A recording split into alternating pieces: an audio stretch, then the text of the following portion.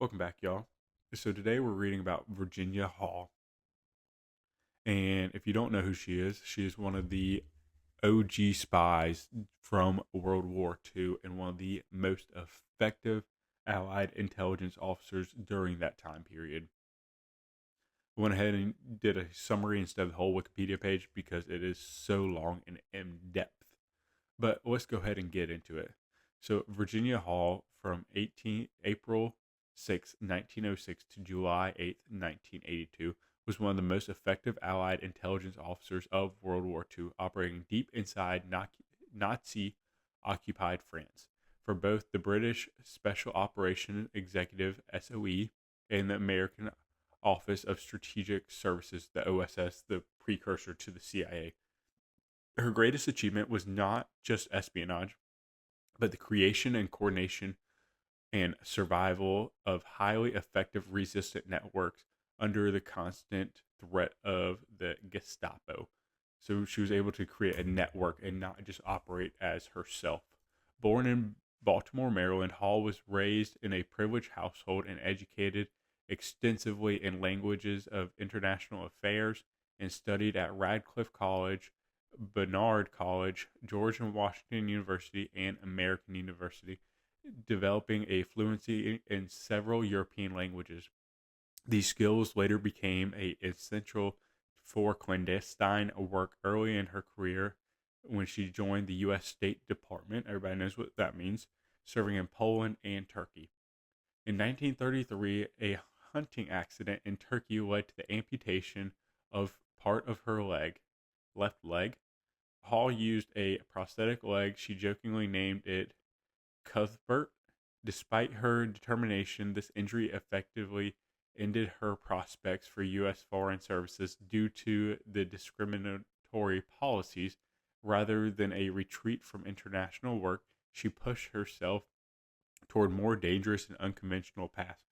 It was kind of hard, I'm not going to lie, to work for Foreign Services and only have one leg depending on the job. But props to her for still getting after it. When World War II began, Hall was already in Europe. She volunteered as an ambulance driver for the French army in 1940, serving near the front lines. After France fell to Germany, Hall escaped to Britain.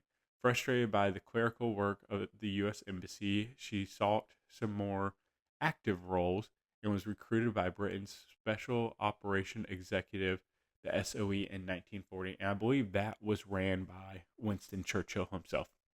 The SOE's mission was simple but dangerous: set Europe ablaze. Agents were sent behind enemy lines to build resistance, sabotage infrastructure, and prepare to occupy countries for eventually liberation. Hall became one of the organization's most valuable operatives. Oh, duh. And here, this next part, we're going to be talking about her network. It was known as the Heckler Network. In August of 1941, Hall was sent to Vichy, France, becoming the first female SOE agent to operate there in a long-term basis, using Lyon as her base.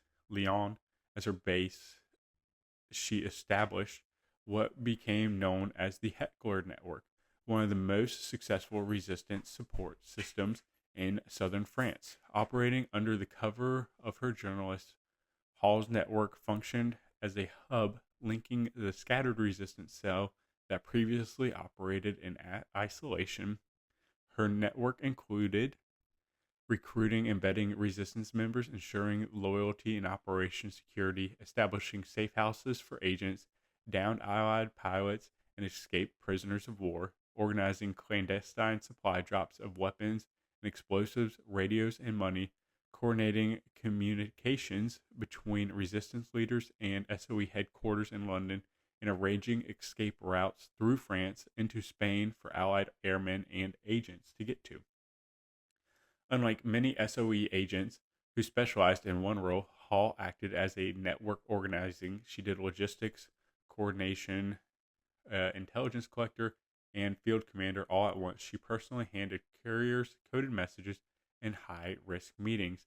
The Heckler network became critical in southern France, particularly in and around Lyon, which was a major Gestapo center. Despite this, Hall managed to keep her network functioning for over a year, an exceptional survival rate of the SOE operatives under her. And here we go with the Gestapo pursuit of her and the network's survival. Hall's effectiveness made her a high priority target to the Gestapo. German intelligence referred to her by the codename Artemis, and the Gestapo reportedly described her as the most dangerous of all Allied spies out there. And they started circulating a description of a mysterious limping woman coordinating resistance activities. Well, she was limping. She was a woman, but they just couldn't catch her. Even as arrests increased across France, Hall worked tirelessly to protect her contacts. She frequently changed routines, meeting places, and disguises. She deliberately limited how much each resistance member knew, reducing the damage if somebody was captured.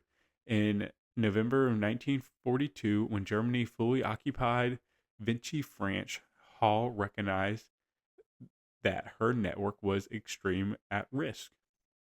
Rather than the Gestapo to trace the connections through her arrest, she abandoned her post without warning, ensuring the survival of many resistance members. She then crossed the Pyrenees Mountains into Spain on foot despite the pain and difficulty caused by her prosthetic leg. This was a bad woman. Bad woman. Crossing over mountains with a prosthetic leg as she's running one of the most secure spy networks as there were during World War II. The OSS and the Saint Network. After returning to Britain, Hall was deemed too recognizable to re-enter France by the SOE leadership. Unwilling to be sidelined, she joined the American Office of Strategic Services, the OSS, like I said, the precursor to the CIA. In 1944, she was sent back into France, this time as an OSS operative under the codename Diane. She became part of the Saint Network, operating primarily in the central and southern France, including Haute-Loire region. Unlike her earlier urban-focused work, this mission emphasized on rural resistance and guerrilla warfare. Her now roles focus on training fighters in weapons, demos, and tactics, coordinating large-scale arms drops, planning sabotage missions against the railroads, bridges, and communications, disrupting German troop movements in advance of the Normandy invasion. The OSS reports later credited Hall's network with helping delay the German reinforcements, derail trains, destroy infrastructure, and create confusion behind enemy lines during the Allied advances. To avoid recognition, Hall disguised herself as an elderly peasant woman, altering her appearance and posture. Despite the intense Gestapo activities, she successfully operated until France was liberated. Wow, she was there before they were taken over, there while they were taken over, and there after they were taken over, and after they were liberated. Recognition, and later in her career for her extraordinary contributions, Hall received quite a few medals. The U.S. Distinguished Service Cross, the only civilian woman awarded it during World War II, the French Croix de Guerre, and an appointment as the member of Order of the British Empire. I don't know what that gets you, but I bet it's cool. After Hall joined the Central Intelligence Agency, the CIA, where she worked as in a clandestine operations and until retiring in 1966. True to her nature, she avoided publicity and rarely discussed her wartime activities. So what kind of legacy did she leave behind? Her legacy lies in the networks that she built and preserved. Unlike many resistance leaders whose operatives collapsed after arrest, Hall's network survived, adapted, and continued fighting. Her emphasis on compartmentalization, discipline, and trust became models for modern intelligence operation. Today, she is remembered not only as one of the most dangerous operatives, Allied spies of World War II, but as a pioneer who proved that leadership, intelligence, and courage, not physical perfection or gender, defined success in espionage. Yeah, she did a very, very good job at espionage, and she was able to set aside each piece to the puzzle and give everybody just a little bite, but not the whole piece of the pie, which gave them enough to pass on the information, but never enough to actually know what was happening. She gives somebody half of a time, and then give the other person the other half of the time. And without that, and not introduce the two people, but give them the same rally point, and you get a whole time and date.